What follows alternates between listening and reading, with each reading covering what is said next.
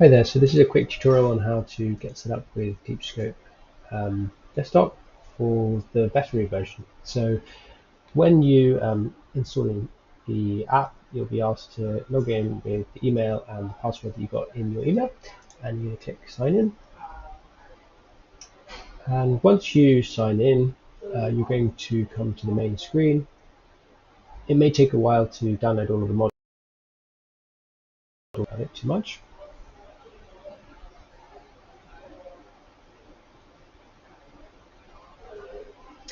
And then you'll come to this screen where you have the ultrasound image on the left and the body on the right.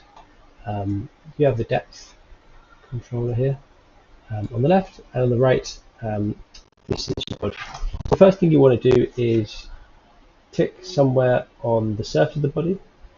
It needs to be on the skin with your left, with the left click, and that will move the probe to anywhere that you click. If you click off the body, it won't actually it won't work. So you need to click on the skin. I'm just going to adjust the depth. So sometimes it's useful to kind of move the body, rotate the body so that you get a better position from which to click, to left click, and you can do that by rotating or panning. And that's up here, and it's right click to rotate or right click to pan. So at the moment we're selecting right click to rotate, so we can just right click anywhere on this right side of the screen to rotate the body around. That's great. So we've got to a good position there.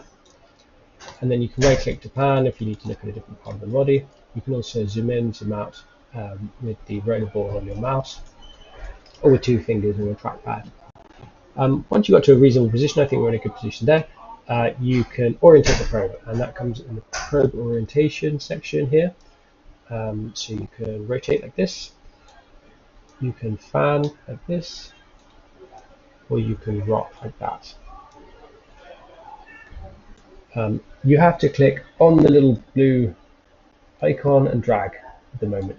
You can't click, if you click all the way that end, it will jump out of place.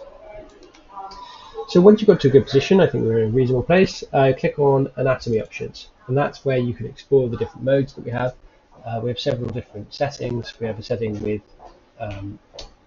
skin and no ribs, so that it's a bit easier. We have ribs and skin, which makes it the harder setting. And then we've got a couple of teaching modes, for example, slicing, which is where it slices through the body. I'll show you that now. Click on that, switch to ultrasound, and we're in a comparison long axis view here. And this is particularly useful for teaching. If you right click to rotate, you can show people how the slice of the view is created, and you can get a real close-up of this view.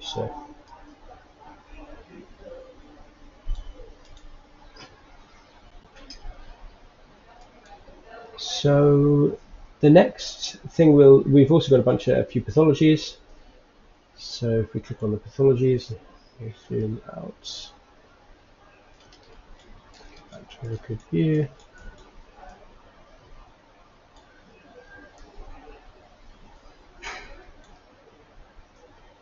You can see that we've got this is a degenerative mitral valve disease, and you've got an enlarged left atrium here. So the next thing to look at is the abdomen. So this is a beta abdomen. It's not complete yet, but we do the same thing with the abdomen.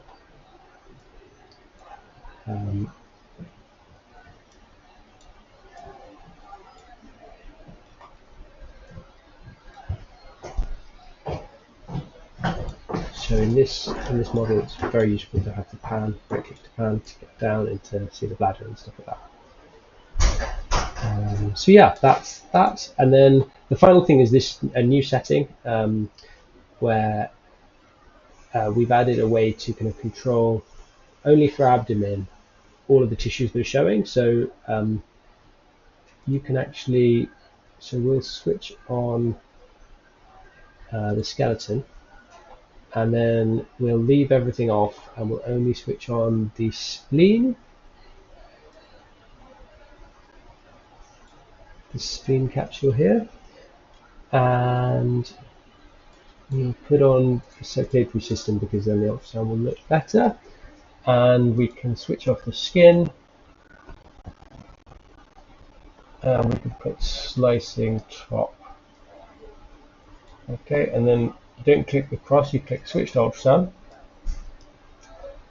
And then you'll get this view of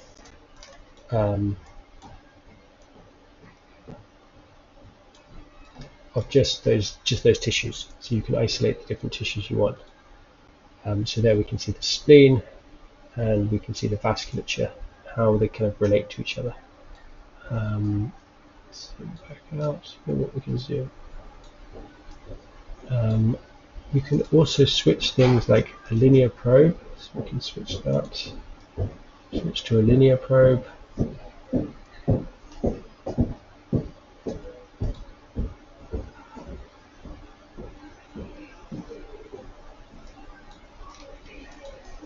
And yeah, those are the main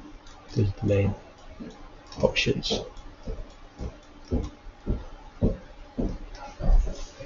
So yeah, it's a very new app, and with lots of features. So we'd love to kind of know about what you think of it, and particularly how you think you can make it more kind of user friendly and better for teaching. Yeah, thanks very much.